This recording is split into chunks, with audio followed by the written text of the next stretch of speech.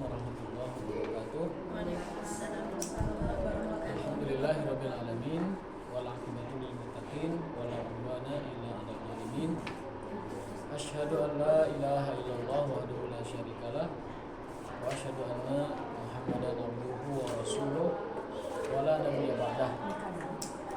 Allahumma shalli wa sallim ala nabiyyina Muhammadin wa alihi wa sahbihi wa sallim. Hadis ko sa baraha, basta. Hadis ka 60 genep kami di kitab ieu mah. Abdi mah bentan itu nomornya. Masih tentang pembatal wudhu.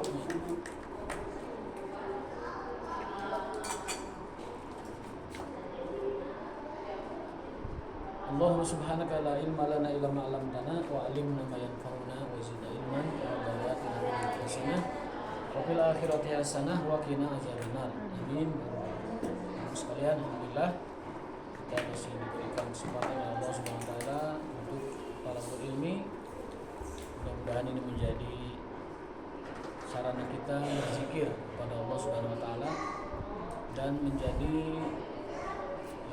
asbab hidayah ataupun taufik kepada kita semuanya. Amin ya rabbal alamin. Sebelum kita memulai hadis berikutnya,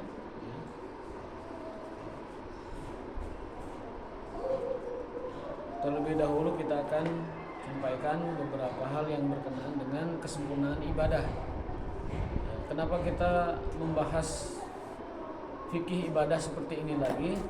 Karena ibadah yang kita lakukan memang mungkin butuh perbaikan. Acan lebih ke hadisnya. Tapi babnya tentang pembatal hukum.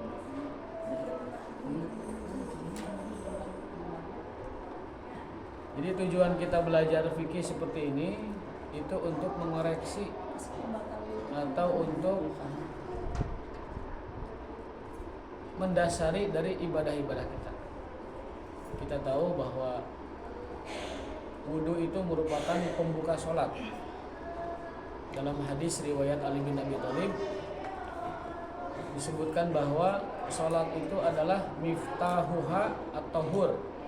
Sholat itu kunci pembukanya adalah wudu. Wa tahrimuha takbir. Pengharamnya adalah takbiratul ihram. Artinya hal-hal yang di luar sholat haram dikerjakan. Wa tahliluha taslim. Dan penghalalnya adalah salam. Jadi setelah salam, hal-hal yang tadi dilarang dalam sholat itu dibolehkan kembali. Dari hadis ini kita mendapatkan faedah ilmu bahwa sholat itu harus sempurna. Dari kuncinya sempurna yaitu wudu, dari takbir sampai salamnya sempurna yaitu rukun sholat. Kita masih mendapati banyak orang yang kurang mempedulikan kualitas sholat walaupun sholatnya banyak. Saya terbiasa melihat bapak-bapak yang kalau ruku itu asal ruku saja, kalau sujud asal sujud saja, kalau wudu asal wudu saja. Kadang tidak terkena airnya seluruh bagian wudu, bagian penumpang. Padahal Nabi SAW dalam hadis disebutkan, kata beliau, rajulun yusolli sittina sanah. Ada seseorang melakukan sholat sampai 60 tahun. Falam yakbalillahu sholatan. Tapi Allah tidak menerima satu sholat pun darinya. Sholat 60 tahun berarti kan seumur hidup itu. Karena kalau akil baliknya 15 tahun, usianya 75 sama 60 ya berarti kan 60 tahun tuh sholat seumur hidup. Ditambah akil balik 15 di 75, rata-rata orang kan segitu hidupnya. Kalau 60 70 lah. Kata beliau sallallahu alaihi wasallam, ada seseorang melakukan sholat selama 60 tahun tapi Allah tidak menerima sholatan, satu sholat pun. Redaksi hadisnya itu tidak pakai alif lam tetapi pakai bentuk isim nakirah, sholatan. Dan kita tahu dalam bahasa Arab kalau ada masdar yang bentuknya mufrad seperti itu menunjukkan frekuensi satu kali. Namanya maf'ul mutlak. Maf'ul mutlak itu maf'ul yang menunjukkan satu kali. Berarti maknanya ada orang yang sholat 60 tahun tetapi Allah tidak menerima satu sholat pun darinya. Apa gerangan sebabnya? Nah ini poin kita. La'allahu yutimmu ruku'an wala yutimmu sujudan. Orang tersebut rukunya bagus tapi sujudnya rusak, atau menyempurnakan rukunya tapi tidak menyempurnakan sujudnya. Wa yutimmu sujudan wala yutimmu ruku'an.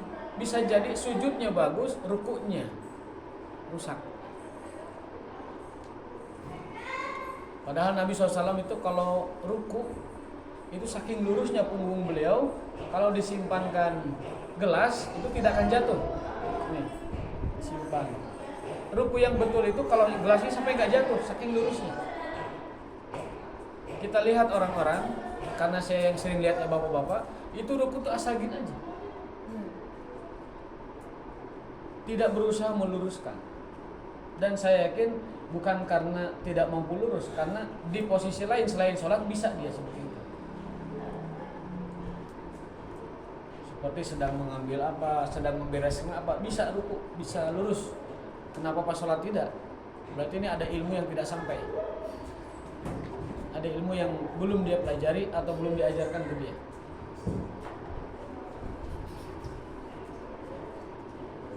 Ada lagi orang yang rukunya mungkin sudah bagus, sujudnya. Kata Nabi, kalau orang sedang bersujud, janganlah bersujud seperti sujudnya anjing. Sujud anjing itu bagaimana? Ininya nempel. Pernah lihat orang sujud begini, Bu? Ininya nempel ke tanah banyak. Mungkin dalam satu kali sujud ada 3 orang, 2 orang seperti itu.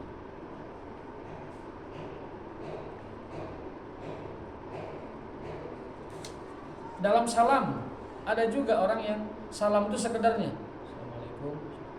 Padahal kata Nabi SAW, salam yang benar itu adalah salam yang pipi kiri terlihat, pipi kanan terlihat, pipi kiri terlihat, sampai terlihat oleh orang belakang. Assalamualaikum. Ada orang salam itu juga era pun. Ada yang bahkan katanya Ustaz lihat ini kita, bahu kita. Patokannya terlihat pipi kanan, terlihat pipi kiri oleh jemaah belakang. Saya justru nyari dalil, ada nggak patokan salam itu kelihatan tak-taknya? Justru nggak ada. Lihat tak-tak katanya. Ya. Itu justru tidak ada keterangannya. Yang ada itu Rasulullah SAW disebutkan terlihat pipi kanannya, terlihat pipi kirinya. Oleh orang lain itu. Oleh orang lain. Berarti patokannya itu lurus kan?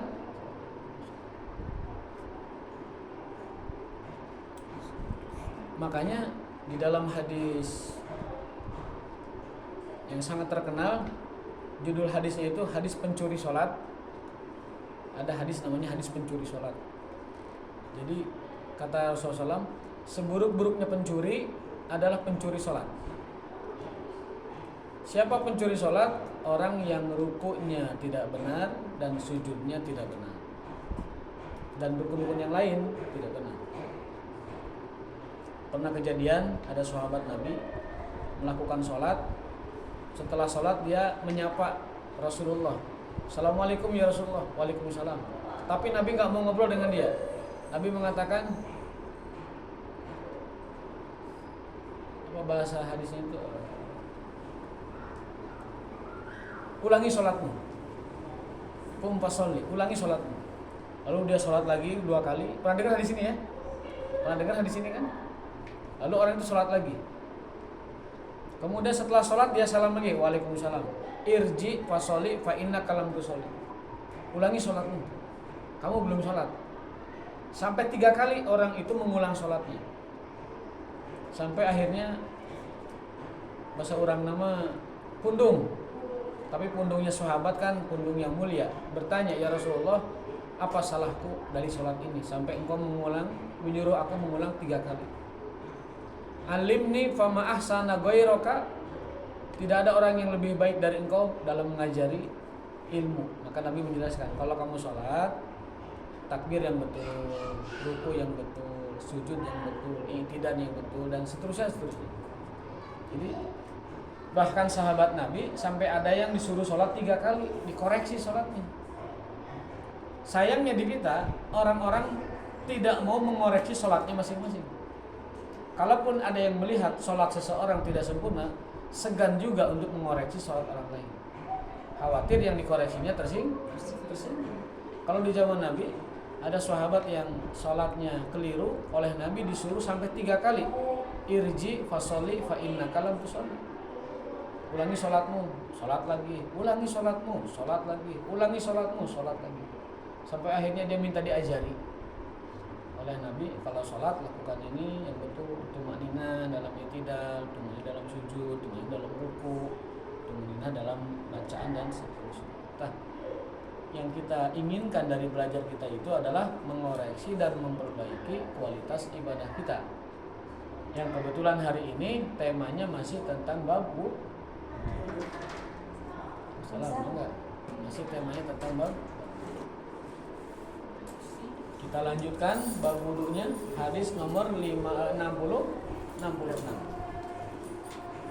Ibu ketinggalan mukadimah gitu. Ketinggalan mukadimah. Kita masuk ke hadis pertama dari kajian kita hari ini, yaitu nomor hadis 66, masih bab tentang babu nawaqidil wudu, bab tentang pembatal-pembatal wudu.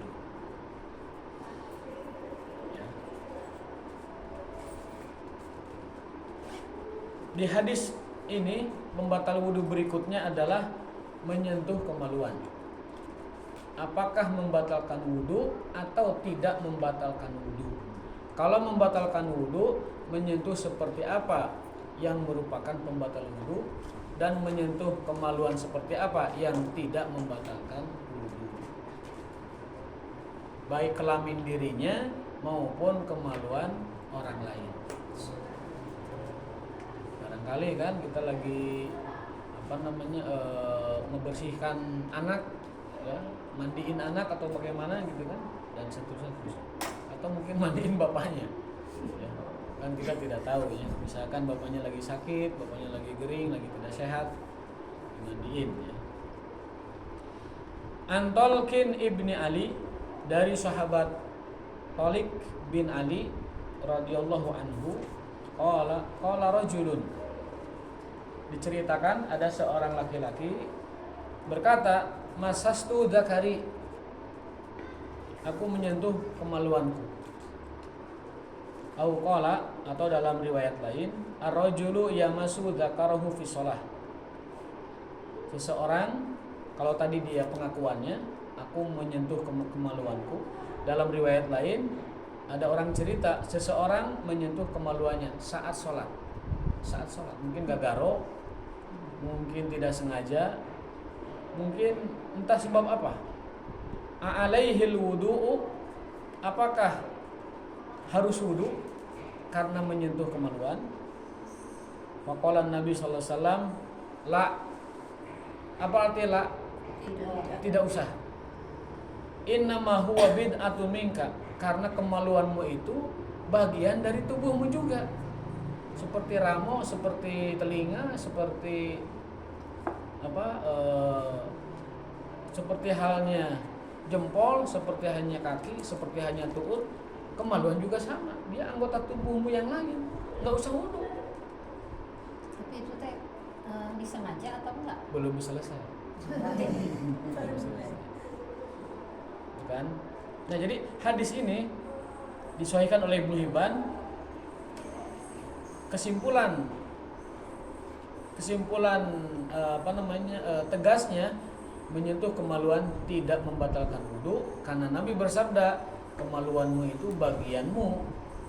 Apa bedanya kemaluanmu dengan tanganmu? Sama aja, tidak membatalkan. Tapi kita lihat hadis berikutnya, nomor 67. Kita lihat hadis berikutnya. An Busrata binti Sofwan, dari Busroh. Busroh ini perempuan ya. Kalau tadi Tolkien itu laki-laki. Hadis pertama itu periwayatnya laki-laki. Sekarang periwayatnya perempuan. Dari Busrah binti Sofwan radhiyallahu anha, anna Rasulullah SAW maqal, bahwasanya Rasulullah SAW bersabda, man massa dzakarahu, barang siapa yang menyentuh kemaluannya, falyatawaddo, maka hendaklah ia berwudu. Kok berbeda dua hadis ini? Kita akan simpulkan nanti. Hadis pertama Rasul menyuruh tidak usah wudu, hadis kedua Rasul menyuruh wudu karena menyentuh kemaluan. Hadis ini diriwayatkan oleh 5 perawi hadis, disahihkan oleh Tirmizi dan Ibnu Hibban, dan Imam Bukhari mengomentari ini hadis paling sahih dalam bab ini. Jadi hadis pertama menyentuh kemaluan itu tidak batal. Hadis kedua menyentuh kemaluan itu batal. Terus gimana dong yang benar? Yang benar yang bisa kita amalkan yang mana? Batal atau tidak sebenarnya? Ini itu pertanyaannya. Kalau batal ya sing pugu batalna berarti kudu wudu lagi. Kalau tidak batal ya nggak usah wudu lagi, cacapeanan kan begitu. Kita bicara hukum ya, bukan bicara semangat ibadah. Kalau semangat ibadah ya bagusnya wudu lagi, kan sunnah. Tajdi dulu. Tapi kita bicara fikih. Fikih itu hukum. Hukum itu harus hitam putih, jelas. Nah, ada penjelasan menarik dari para ulama. Kesimpulan hadis atau faidah ilmu kita menyebutnya. Nomor 1, kedua hadis tersebut tidak saling menggugurkan. Kedua hadis tersebut tidak saling menggugurkan,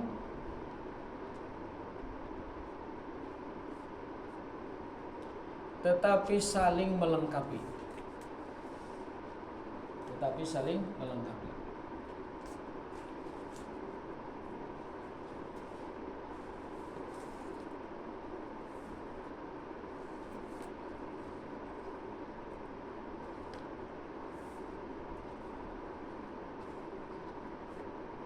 Poin kedua,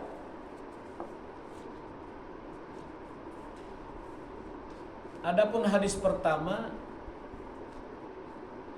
menyatakan batalnya wudu dengan menyentuh kemaluan. Tidak batalnya wudu dengan menyentuh kemaluan. Sedangkan hadis kedua batalnya wudu dengan menyentuh kemaluan.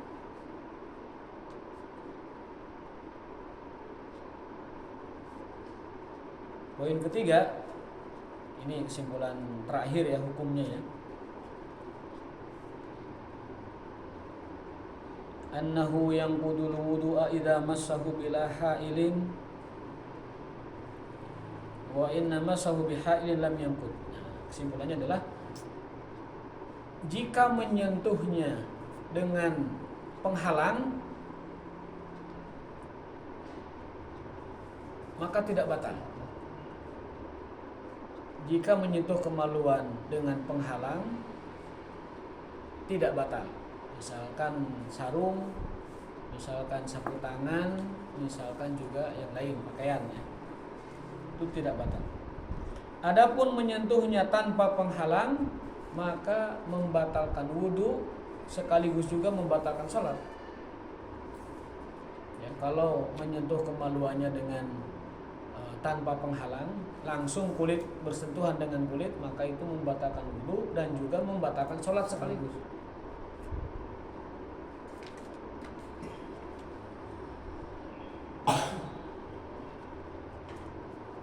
Koma ya. Bersentuhan yang dimaksud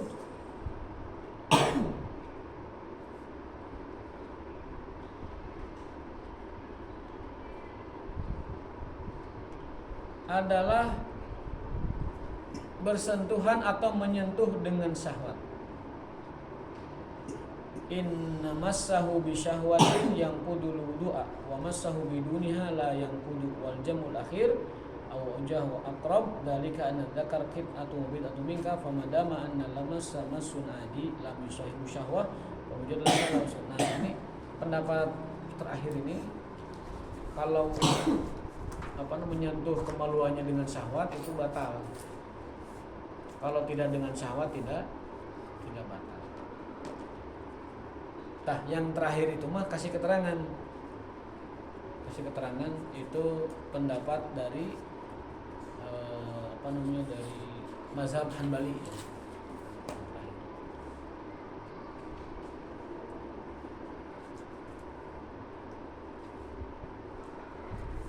Jadi karena kita tidak bisa membedakan mana yang menyentuh dengan syahwat dengan yang tidak, lebih hati-hati itu kalau kita berkesimpulan bahwa menyentuh kemaluan dengan langsung tanpa penghalang membatalkan. Adapun menyentuh dengan penghalang tidak membatalkan. Terus ada pendapat tambahan dari mazhab Hambali tadi yang membatalkan itu kalau dengan syahwat.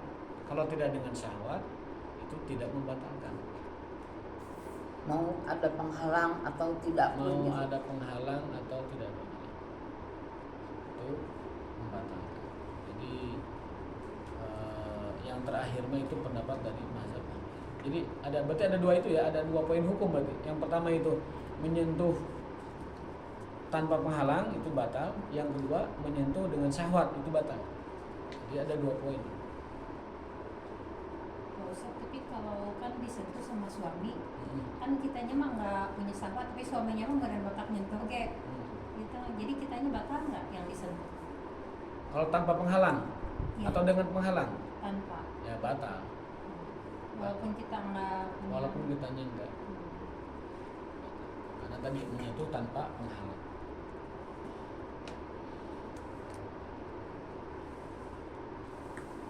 Jadi yang paling aman gimana dong pilihannya, Bu? Paling aman Ada adalah penghalang. kalau tanpa penghalang batal. Kalau dengan penghalang tidak batal. Masalah syahwat tidak syahwat mah ada susah membedakannya juga. Jadi kalau mau pakai ukuran syahwat tidak syahwat, syahwat itu kan tidak konkret Bu ya, tidak kelihatan gitu. Buah ayah buah hantu. Maka patokan yang paling mudah mah pakai penghalang atau tidak pakai penghalang. Kalau tanpa penghalang batal. Mau ada syahwat mau tidak pokoknya batal aja. Tapi kalau dengan penghalang itu tidak batal. Walaupun mungkin syahwat tidak syahwat kita tidak bisa mengukurnya juga. Tapi ada keringanan mungkin ya. Ya, betul. Karena itu syahwat itu kan sesuatu yang tidak bisa kita tidak bisa kita kendalikan sepenuhnya. Bisa jadi tadi pertanyaannya betul. Kita sudah pakai baju rapi, tapi karena emang suami itu kan suka nakal ya, tahu ngeherian gitu kan, ditowel baik kan, atau dicolek gitu kan. Nah patokannya yang fisik aja lah, yang nyata, yang konkret gitu. Kalau sedang pakai penghalang tidak batal, kalau lagi tidak pakai penghalang batal, itu lebih mudah. Berikutnya hadis nomor 68.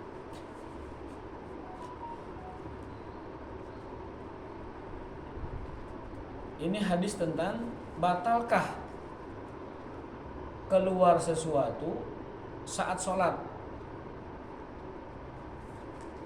Yang sesuatu itu sebenarnya tidak najis gitu. Jadi ketika kita sholat lalu mengeluarkan sesuatu itu ada yang najis ada yang tidak najis. Batalkah sholat kita? Itu ya. Hadisnya adalah wa an Aisyah radhiyallahu anha anna Rasulullah sallallahu alaihi wasallam man asabahu qai'un, barang siapa yang muntah saat sholat, muntah, keluar muntah karena mungkin ada bakso yang masih tersisa di tenggorokan belum diterei begitu, tiba-tiba cekluk basona keluar deui, coba bakso Mas Eko di TKI kan dicatat Baitur Rahman, tapi kantos ngisi di Baitur Rahman di suguhan bakso Mas Eko. Waduh. Nikmat.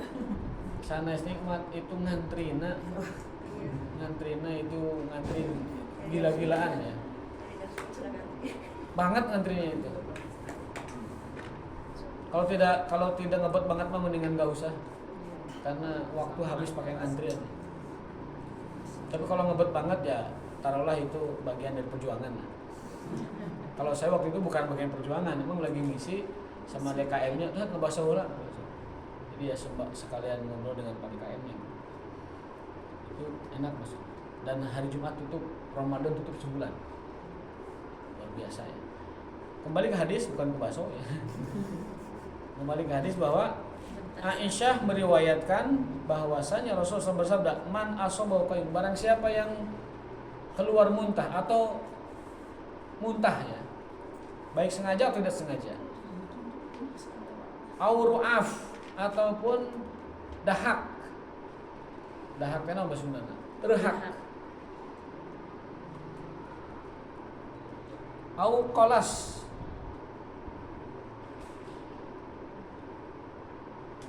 Kolas itu adalah muntah yang tidak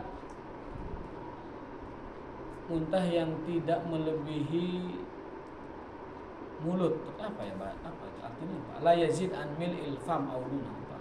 Ludah kali ya. Sesuatu yang keluar dari mulut tetapi dia tidak berasal dari mulut sepenuhnya gitu. Tapi mungkin itu ludah ya. Ludah kan dari ini kan, dari kelenjar apa gitu ya. Udahlah pokoknya keluar dari mulut aja. Karena ru'ab dan kolas itu mirip-mirip. Satunya rehak, satunya dahak. Ya mungkin mirip-mirip lah. Itu perlu penjelasan biologi yang lebih jelas. Au madiyun atau bahkan mazi. Jadi barang siapa yang mengalami muntah atau meludah atau mengeluarkan dahak atau mazi bahkan, falyansorib falyatawaddo, maka hendaklah dia keluar dari sholat, kemudian wudu, kemudian teruskan sholatnya tanpa dari awal. Teruskan aja, artinya lagi sholat muntah, udah langsung aja bersihkan mulutnya, wudu, sholat teruskan. Tadi sudah rakaat ketiga, langsung rakaat ketiga. Kalau air liur juga. Kalau kita meludah, lagi sholat nih, meludah sudah penuh, meludah dulu, kemudian bersihkan mulutnya dengan berwudu, kemudian sambung sholatnya. Artinya benda-benda semacam itu tidak membatalkan sholat. Tetapi Rasul menyuruh bebersih. Di kita mah jarang sih. Orang lagi sholat tiba-tiba keluar muntah gitu.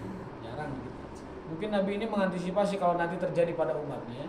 Lagi sholat mau muntah, mungkin karena sakit, mungkin karena habis minum obat, mungkin karena keracun entah apa gitu. Lagi sholat muntah. Maka kata Nabi, muntah saja, kemudian wudu, kemudian teruskan sholat. Tidak usah dari rakaat pertama. Summal yabni ala sholatihi, teruskan sholatnya. Wa huwa fi dzalika la yatakalam, dengan syarat tidak berbicara. Jadi meludah, berdahak, muntah, keluar mazi itu tidak merusak sholat, tidak membatalkan sholat. Tapi kalau kita alami, cukup buang saja keluar, kemudian wudu, masuk lagi, dan teruskan sholat. Hadis ini dikeluarkan oleh Ibnu Majah, tetapi didhaifkan oleh Imam Ahmad dan yang lainnya. Nanti kita ambil kesimpulannya bagaimana ya.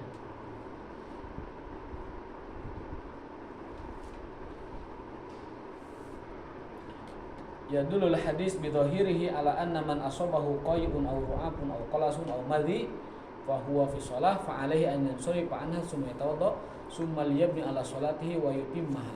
Hadis ini memberikan pelajaran kepada kita bahwa orang yang mengalami muntah atau berdahak atau ngarehak atau mungkin keluar mazi, maka cukup dia berwudu, kemudian teruskan sholatnya, sempurnakan sholatnya dan tidak batal.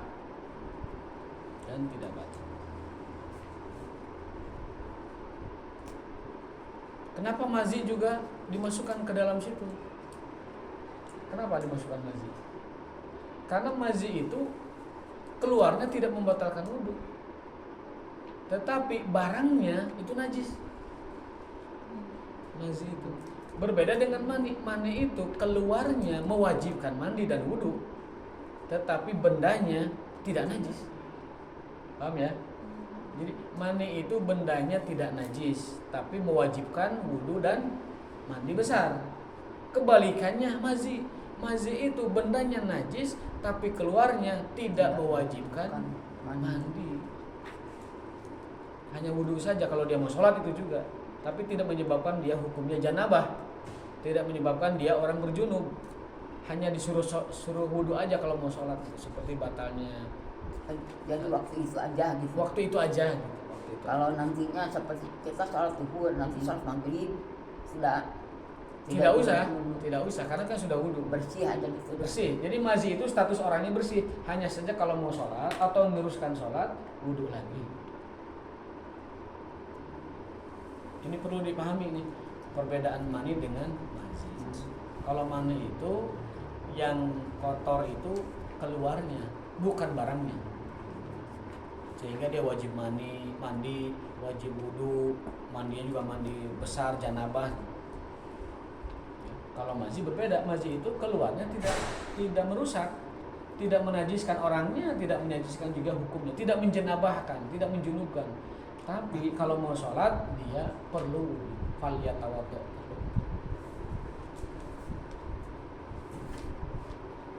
Perbedaan keduanya, mani itu dari persetubuhan. Kalau madhi itu dari percumbuan. Itu perbedaan antara keduanya. Supaya dapat membedakan dengan mudah ya. Kalau mani itu dari hubungan suami istri, kalau madhi itu dari muqaddimahnya hubungan suami istri. Poin kedua, masih putar hadis tadi, syartun fi dzalika annahu la yatakallam, fa mafhumu annahu la takallama batalat salatuhu wa la yumkinuhu bina 'alaiha bal yajib 'alaihi.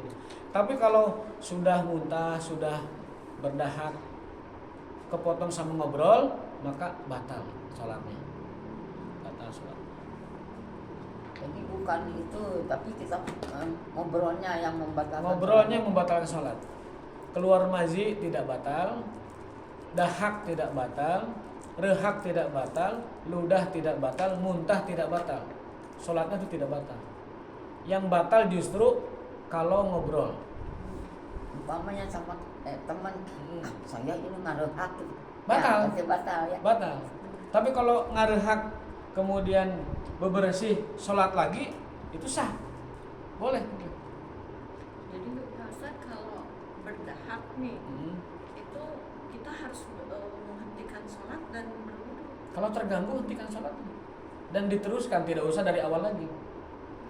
Asal tidak bicara. Tidak ngobrol. Syaratnya wa huwa fi dzalika la yatakallam. Asal tidak bicara. Diterede mah enggak iker sama. Mumpami terganggu nuju sholat neureuy dahak. Kan ada orang tuh ketika sholat tuh kalau lagi nggak sehat ya dahak kan. Ini saya keluar sholat atau tereuy wae. Ya kalau kitanya bersedia meneureuy silakan. Nggak batal. Enggak batal. Seperti halnya kita menelan ludah, tidak batal kan? Sama dengan kita menelan ludah. Tapi kalau bagi yang tidak biasa neureuy rehak atau dahak, keluar sholat, ludah keluar, buang di luar, kemudian teruskan sholat. Pak Ustadz, tapi ada Pak Ustadz juga yang bilang cenanya. Jadi kalau pengen ngeludah itu jangan cuman jangan ke depan, kan nggak sopan ke Allah, Iya. Pinggir, gitu. Itu pernah saya sampaikan juga sebelumnya. Pernah saya sampaikan bahwa ketika kita sholat itu kita sedang berhadapan di hadapan Allah. Kalau kita sampai mau meludah ke kiri, jangan ke depan, karena ada hadisnya dilarang bersiul, dilarang meludah, dilarang menghembuskan napas yang kencang ke arah depan, karena Allah sedang ada di hadapan kita. Maka lakukan itu ke samping. Permasalahannya masjid kita sekarang itu tidak ada yang masjid lantainya tanah. Masjid sekarang tuh karpet semua, Bu. Kalau Anda meludah ke karpet, DKM bakal nyeselan. Atau orang yang sholat pinggir kita bakal marah. Gua diludahin ini lagi sholat. Konteks zaman dulu mungkin karena tanah masjid tanah pasir, Kalau orang meludah itu nggak repot, tinggal pasirnya aja ditutup lagi kan begitu. Jadi konteks dulu sama konteks sekarang itu berbeda. Mungkin juga bisa dibuang di Tisu.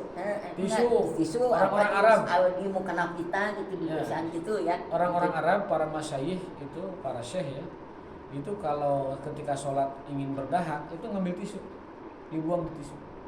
Karena posisinya sulit, nelan juga nggak biasa, mungkin nelan dahak, dibuang di tisu, lalu masukkan lagi ke kantong. Nggak mungkin karena kalau enggak kita bisa dengan mukena di Atau mau kena sebisanya atau sorban juga Ya, kalau bisa, laki-laki ya, gitu ya. Betul, bisa atau sorban. karena tidak najis ya. Tidak walaupun najis. tetap ada di Jadi badan. boleh meludah ke baju, ke tisu atau ke sorban, boleh mendahak atau ngarehak ke sorban ke baju, boleh juga muntah kalau nyaman ya ke baju dan tapi permasalahannya kadang tidak nyaman kan. Iya. Muntah sudah di ujung tenggorokan, masa kita muntahin ke sorban kan? Maka Nabi menyarankan udah keluar aja dari sholat, lalu nanti teruskan sholatnya Kalau bisa dengan berwudu Ustaz, dulu. pakai tisu nih, pakai tisu. Kemudian kan itu ada gerakan. Apakah gerakan itu Tidak tidak apa-apa. membatalkan sholat? Jadi kaidah dalam sholat itu gerakan untuk kemaslahatan sholat itu ditoleransi. Contohnya gerakan maju ke depan ngisi saf yang kosong, gerakan ke samping ngisi saf yang kosong, atau gerakan karena kita menyilahkan anak kecil untuk nyeberang barisan, atau gerakan ngangkat anak kecil saat kita bersujud. Seperti Nabi kalau sujud itu cucunya dipangku kan, pindahin ke sini. Atau kita sholat bawa anak kecil, mau ruku mau sujud kita ambil, nggak apa-apa. Jadi kesimpulannya gerakan yang di dalam sholat sekiranya itu diperlukan maka tidak mengapa dilakukan. Lagi sholat HP-nya bunyi, ambil bu HP, matikan. Karena mengganggu orang yang sholat. Yang penting jangan balas WA. Itu mah jahat ya. Lagi sholat malah balas WA. Tapi kalau sekedar matikan karena berisik. Lagi sholat mendengar atau pintu kunci kita belum ditutup di rumah, misalnya lagi sholat pintu belum ditutup, padahal kalau itu terbuka terus maling rawan di situ, tutup dulu, nggak apa-apa. Jadi gerakan yang membantu sholat itu terlaksana dengan baik diperbolehkan atau ditoleransi. Matikan HP, kemudian geser anak kecil, memberikan lowongan kepada orang yang mau lewat, ya itu dibolehkan. Ada juga Ustaz, pernah saya dengar gagarok gitu, kalau lebih dari yang dibolehkan cuma 2 kali gitu aja kan, yang kalau lebih batal gitu. Itu pendapat mazhab, Oh. bukan pendapat hadis. Itu pendapat mazhab. Dalam mazhab Syafi'i, melebihi 2 kali gerakan yang tidak diperlukan dalam sholat membatalkan. Karena fikih Syafi'i itu memang ketat sekali dalam ibadah. Bukan hanya 2 gerakan yang tidak diperlukan sholat dapat membatalkan, bahkan 2 huruf lebih keluar dari mulut kita di luar bacaan sholat batal. Kenapa 2 huruf? Karena ada ayat, janganlah kamu bicara sama orang tuamu atau la wala taqul lahuma uffin. Nah, itu dalam bahasa Arab dikategorikan satu kata. Maka kalau ada suara yang keluar dari mulut kita lebih dari 2 huruf, itu dikategorikan sebagai kata dan itu membatalkan sholat. Dalam fikih Syafi'i yang ketat.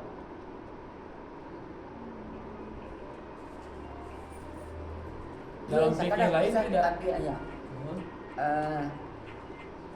Upami orang kan di sholat aya imam teh baca surat, tapi suratna aya anu kalimat anu kalangkung gitu nya, seperti na Dikoreksi. min ayati gitu. Terus ku urang tadi baca ku makmum Dikoreksi. ya Ya nggak apa-apa. nggak apa-apa, Nggak apa-apa. Itu kan apa namanya? asal ulah bahasa urang nya. Asal ulah bahasa selain sholat. Bahasa eta bahasa Quran anu Arti sholat lepasna. tidak apa-apa. Kan aya nu kieu kan tepuk. Kalau imam salah ada tepuk atau Itu mah ada dalilnya itu mah ya. Nah itu mah kan kadang-kadang imam teh ngerti apa enggak itu orang yang tepuk itu apa Iya. gitu ya, belum tentu.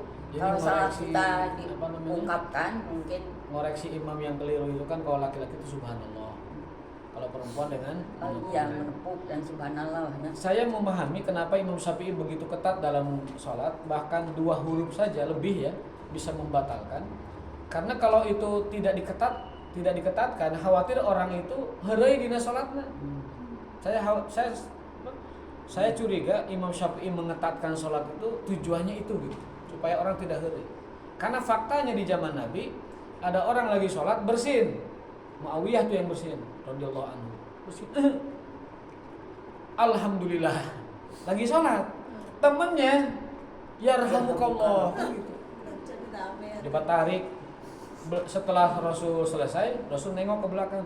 Tadi siapa yang alhamdulillah yarhamukallah tadi kan gitu. Saya ya Rasul, Muawiyah kan. Kata Rasulullah, dalam sholat tidak boleh ada bacaan di luar bacaan sholat. Tapi apa ponisnya Nabi? Nabi tidak nyuruh ngulang sholat. Nabi hanya mengatakan, semoga Allah memberi kamu semangat dalam beribadah yang rajin begitu, dan tidak usah diulang. Jadi Nabi tidak menyuruh sahabat Muawiyah mengulang sholat. Itu artinya apa? Artinya ucapan tadi tidak membatalkan sholat. Yang apa? Alhamdulillah yarhamukallah itu tidak membatalkan sholat. Andai kan ucapan itu membatalkan sholat, niscaya Nabi nyuruh mereka sholat lagi. Tapi Nabi tidak menyuruhnya. Hanya menyuruh jangan kau ulangi perbuatan kamu tadi lagi ketika sholat.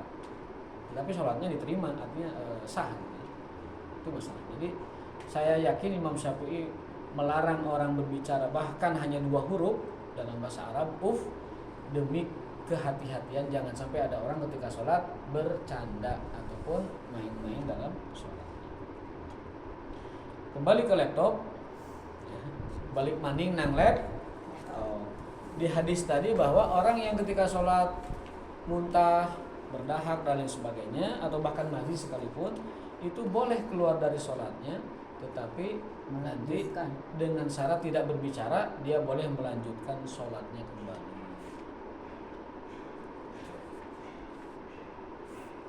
Dan hadis terakhir tentang pembatal wudhu yang mungkin terakhir ya, kalau tidak ada yang lain, yaitu batal wudhu kalau sudah makan daging.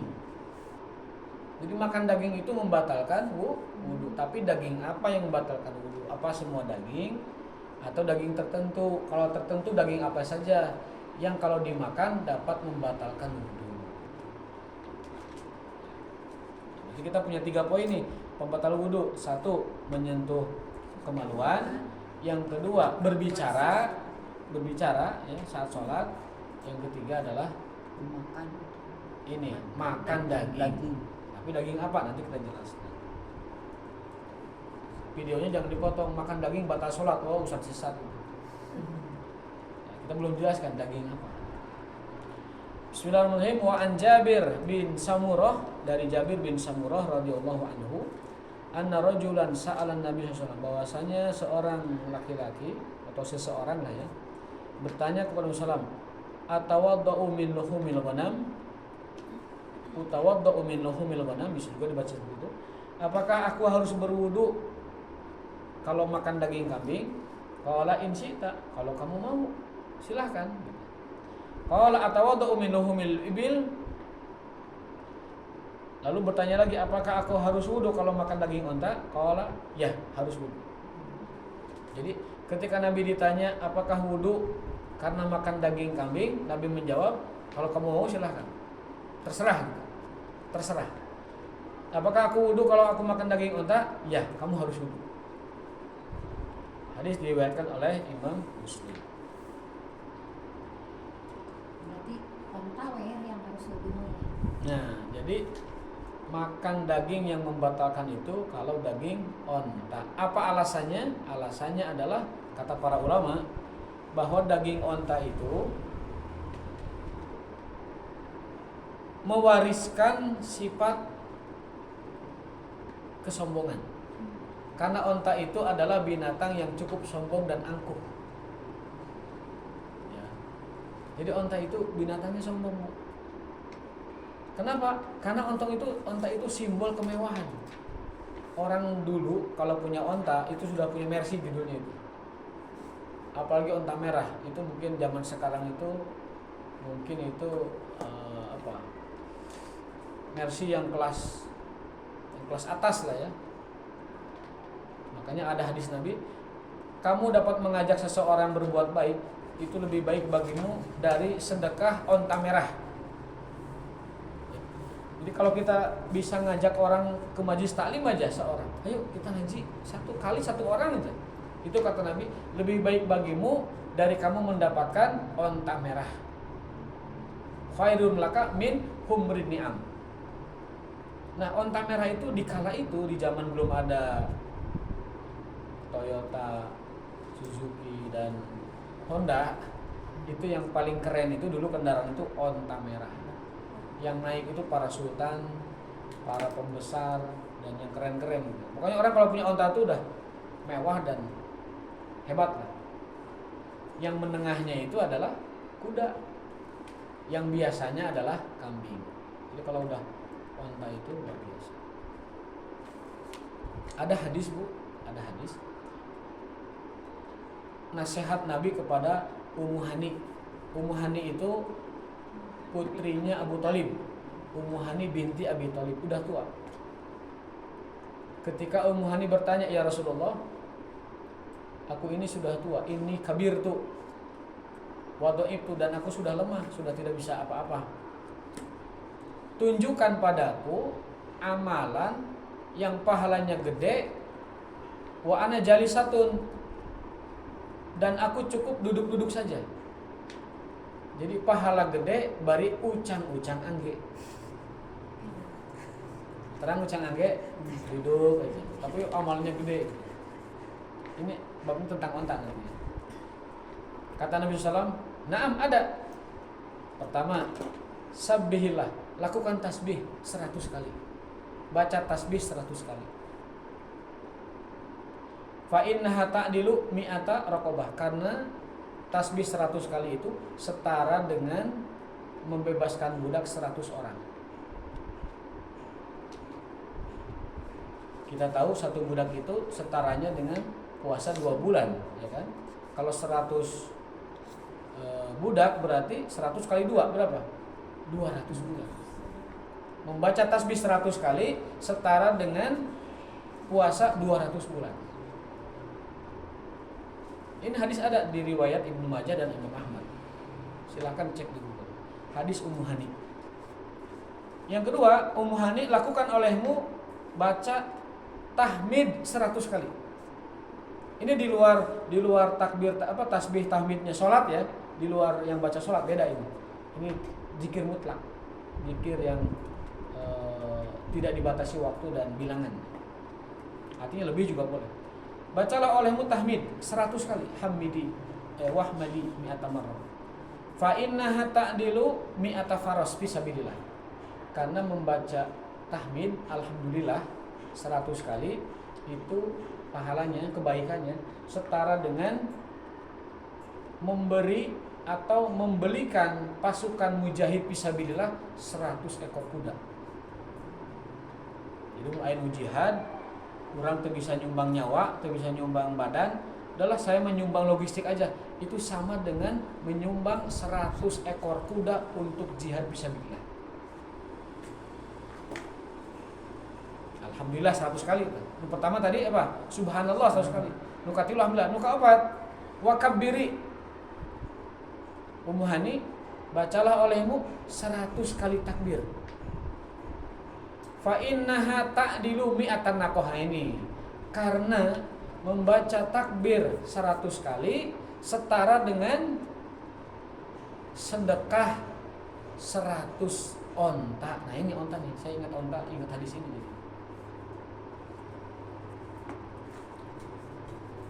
Jadi mau orang baca takbir 100, Allahu Akbar, Allahu Akbar, Allahu Akbar. Pakai tasbih, Bu, dan ngetang 100 mah sesah. Paminu ba'da sholat mah cekap ku ramo mung tilu-tilu. Subhanallah, subhanallah, subhanallah, subhanallah. Nah, takbir 100 mah kan susah. Make tasbih. Aisyah kapungkur pami zikir anu model kari itu nyandak batu sa wadah dihitung 100. Subhanallah. 100 ngagunduk geser. Subhanallah. Geser. Tos lengkap 300 tarik deui. Karena ngetang 100 susah.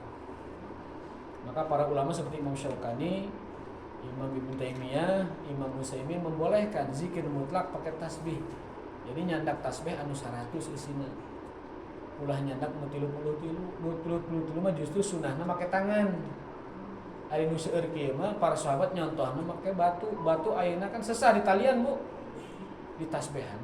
Tapi anu leuwih canggih ayeuna mah teu kedah ku batu ku tasbih. Ku hitungan digital. Abdi gaduh teu dicandakeun. Itu 100 oge itu mah tidak perlu mengumpulkan batu. Cukup pakai bisa disakuan, bisa ada yang melingkar bahkan ya. Nah, membaca takbir 100 kali setara dengan sedekah 100 onta. Muhammalah mulajamah, mutaqabbalah. Unta yang penuh dengan perbekalan. Itu hadisnya itu dilengkapi oleh Nabi. Muhammalah yang penuh perbekalan, mutaqabbalah yang diterima sedekahnya. Kan ada sedekah yang tidak diterima. Nah, ini sedekah terima. Nah, ibu tos kaduh tilu bekal tah. Hiji 100 kali tasbih setara dengan 100 orang budak bebaskan. 100 kali tahmid setara dengan 100 kuda perang disedekahkan. 100 takbir setara dengan 100 onta disedekahkan. Yang perbekalannya penuh ya. Ta'anu kaopat wahallili 100 kali tahlil. Fa innaha tamla'u bainas sama'i wal ardi. Karena itu setara dengan sepenuh langit dan bumi pahalanya nih. La ilaha illallah itu pahalanya sepenuh langit bumi.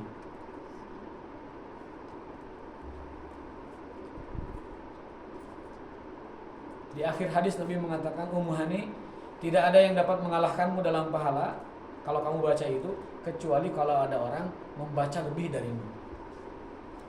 Berarti bilangan-bilangan tadi bukan patokan bilangan paten, tetapi boleh lebih dari itu.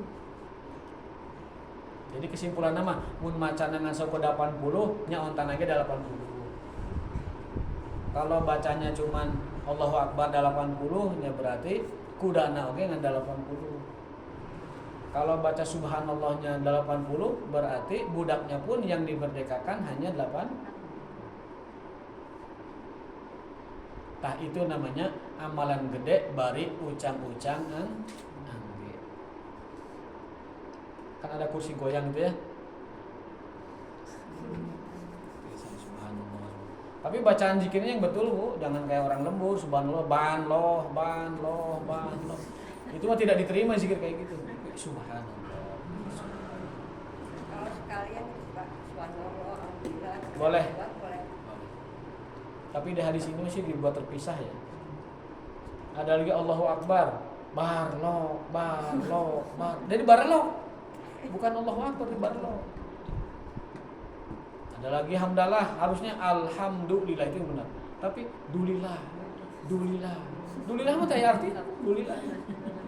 Kalau ibu-ibu ke masjid kampung, di kampung saya juga masih ada bapaknya di surau ya di Tajub ya, di Tajub. Tapi saya yakin itu bukan kesengajaan, memang bisanya begitu. Barlo.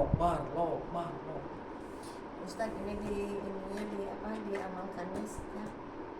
Bebas. Karena ini termasuk zikir mutlak. Zikir mutlak. Jadi ibu-ibu zikir tak ya dua, aya zikir mutlak, aya zikir muqayyad. Muqayyad teh batas. Zikir mutlak mah teu dibatas bilanganna, teu dibatas waktuna. Bebas.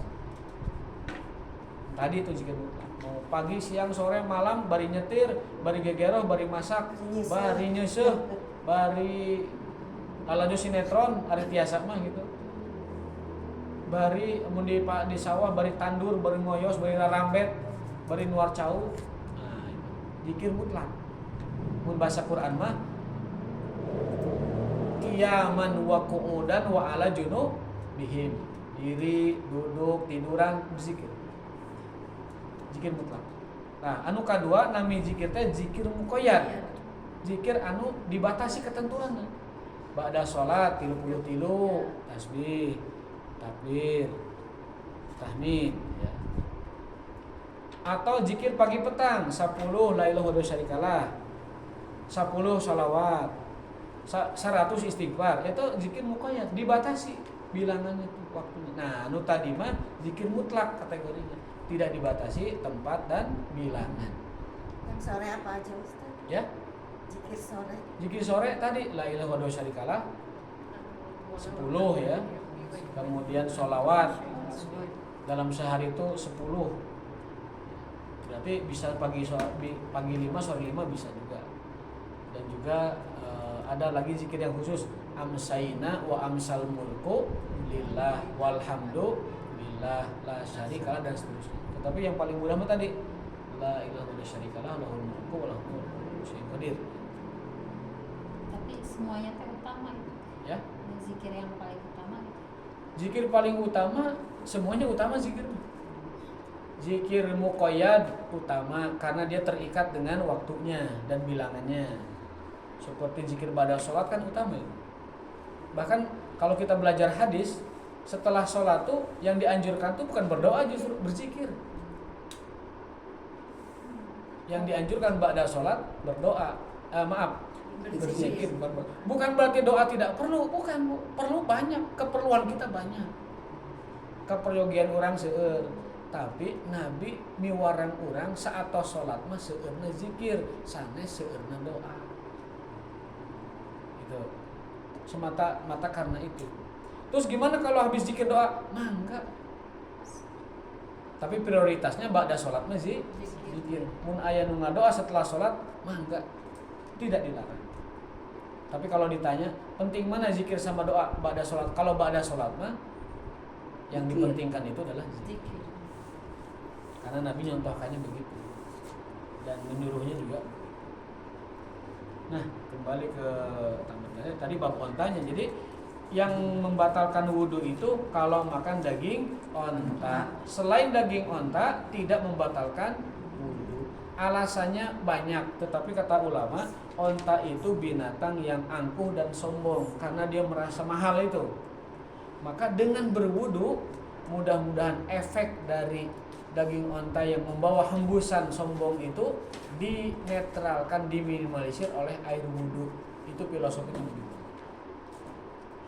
Karena ada ilmu baru, ilmu genetik ya, ilmu genetik, bahwa apa yang kita makan itu berpengaruh kepada perilaku. Kenapa orang barat tidak punya rasa cemburu? Istrinya diheureyan cuek saja, istrinya mohon maaf ya, dizinahi cuek aja. Yang penting prinsipnya jangan depan gua gitu. Bahkan ada suami yang merelakan istrinya ke temannya di saat bertamu gitu kan. Dan lain sebagainya. Itu kenapa orang barat tidak punya rasa cemburu? Karena makanan mereka daging babi. Babi itu adalah binatang yang tidak punya rasa cemburu. Daging babi itu adalah binatang yang tidak memiliki perilaku yang istilahnya itu yang kesatria lah gitu. Itu ada pembahasan ke sana. Nah, daging onta itu kata kitab ini ya, itu memiliki yang namanya bawaan tadi keangkuhan dan kesombongan. Makanya kalau itu dimakan sebelum sholat itu diguyur dengan air wudhu itu supaya pengaruhnya itu hilang. Tapi ini pembahasan seperti ini tidak masuk dalam bahasan fikih ya. Dia hanya jadi para ulama itu mencari apa sih asbabnya itu, apa sih hikmahnya gitu. Kenapa onta mah disuruh wudhu gitu tuh. Tapi kalau kambing tidak disuruh wudhu, itu alasannya. Kalau kambing itu binatang baik sehingga dia tidak disuruh wudhu setelah makan dagingnya tuh. Kalau onta itu binatang yang sombong, maka kita disuruh wudhu kalau habis makan daging Dan itu tadi ilmu genetik membenarkan itu. Jadi daging yang kita makan itu berpengaruh pada perilaku kita. Allah alam bisawab. Itu mungkin bisa diperdalam pengetahuannya di ilmu biologi. Yang jelas kita belajarnya fikih. Ada pertanyaan terakhir Bu? Udah habis waktunya. Tapi terima kasih atas perhatiannya. Mudah-mudahan bisa kita amalkan. Terutama tadi Bu tips Rasulullah kepada siapa? Ummu Hani bisa kita amalkan dari sekarang. Kalau hari ini bolong, besok ditambal. Hari ini nih nggak baca nih 100, besok ya berarti 200 kan. Bisa kayak gitu. Bisa. Kemudian 1 minggu lupa nggak zikir karena sibuk proyek, sibuk. Nah, hari Jumat kita nyalse, ya udah hari Jumat itu kita bayar tuh yang 7 hari itu 100 kali 7, 700. Bukan keharusan, tetapi anjuran yang diutamakan berdasarkan hadis riwayat Imam Ahmad dan Ibnu Majah dari Rasulullah SAW. Terima kasih perhatiannya. Saya tutup dengan sebuah pantun, burung angsa, burung cendrawasih. Sekian dari saya, terima kasih.